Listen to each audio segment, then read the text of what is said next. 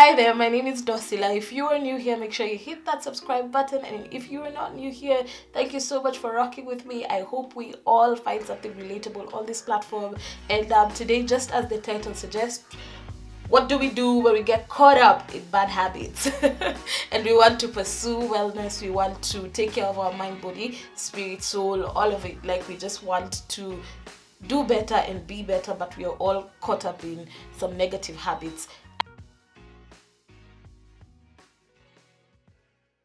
I say this because I totally relate, because there are times in my life where I just feel like I am really just not doing good.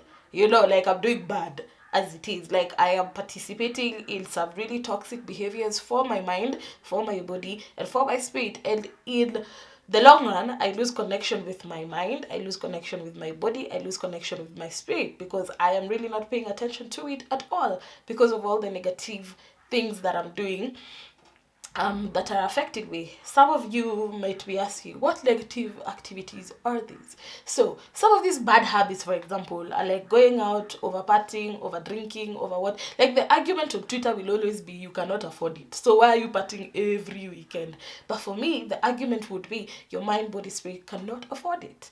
Like literally your existence here cannot afford the type of lifestyle that you're actually putting yourself out there participating in or pursuing. And I'm not saying this from a judgmental place.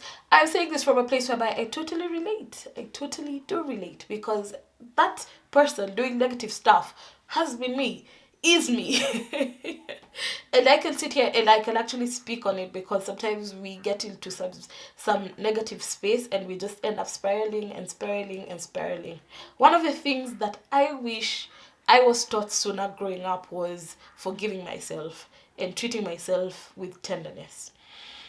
Let me give an example. So you've gone out with your friends. Number one, even the reason you're going out is to just let off some steam, and over drinking, you're just overdoing it. You're doing the most at the clubs or wherever you are, and the next day you wake up and you feel some type of way about yourself. You feel like you're letting yourself down. You feel like you're letting the people around you down. And you just feel like, oh my gosh, let me just stay stuck in this loop, because apparently you've just convinced yourself somehow, some way, that you cannot do better, you cannot be better. So what do? The next day you call your girlfriend and you go sit down on a cup of coffee to just talk about the previous evening, and you tell them everything that you did wrong, that you could have done better, that you're regretting at this moment, and all of that. And your friend has empathy for you. Your friend is listening to you. Your friend is even creating that space for you to just know that it's okay.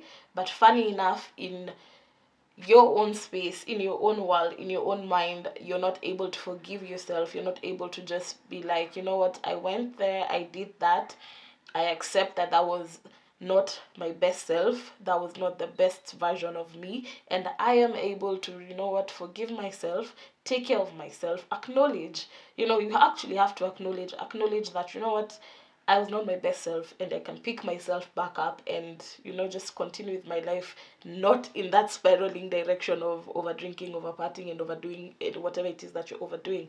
And we end up not having the self forgiveness, the self tenderness that we easily give our friends, and we end up not giving it to ourselves. We end up judging ourselves a little bit more harshly.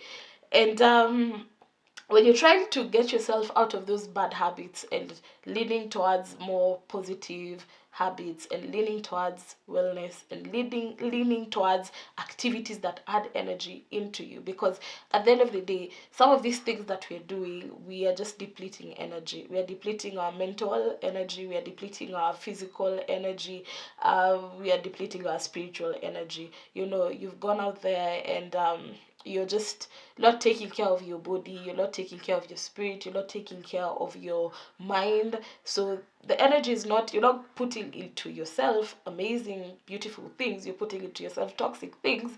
So it's just depleting. And if you do that over a long period of time, what do you end up having? You end up losing connection with yourself, connection with your body, connection with your mind, connection with your spirit, and you end up even losing connection with your environment. It's like you don't even know where you are anymore. It's like you don't even know who you are anymore, and the only thing that feels normal is just to continue in that downward spiraling direction that is now so familiar to you. So when it comes to that, how do you bring yourself back? How do you like just bring it back?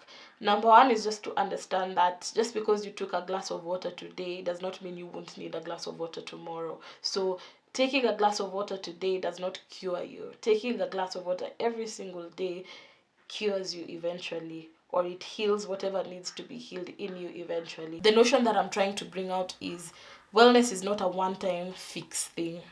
It's a journey, it's a process, it's something you do for yourself continually. And because it's a process and it's a journey, you do not expect perfection. That's the lie that we have been given, that it has to be a perfect journey. No, we are not looking into perfection. We are looking into today is today. What can I do today to heal myself? What can I do today to add energy into myself? What can I do today to be a better person? What can I do today to feel more connected to myself, to my mind, to my body, to my spirit? What can I do today? Like, it's definitely a journey and not a one-time thing. So even with that in mind, then self-tenderness is definitely very important. It's like someone who wakes up in the morning at 7 a.m. or 6 a.m.